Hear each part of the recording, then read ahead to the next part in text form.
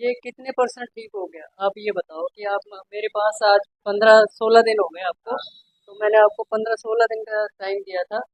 कितना ठीक हो गया है? ये तो 90% ठीक हो गया है। हाँ जी। अच्छा, तो आप हमारे काम से जो मतलब हाँ सर, संतुष्ट हैं, हैं? संतुष्ट है। हाँ। तो ये जो जनता देख रही है हमको, इसके लिए कुछ मैसेज देना चाहोगे आप? क्यों नहीं सर, सर के पास आइए और बढ़िया ट्रीटमेंट लीजिए। हाँ जी। और बात व्यवहार भी इनका भी अच्छा है। और और क्या कहें, और आइए आप खुद ही मिलिए, उसके बाद आपको खुद ही पता लगेगा कि सर कैसे हैं। धन्यवाद। ठीक। धन्यवाद। ठीक है सर।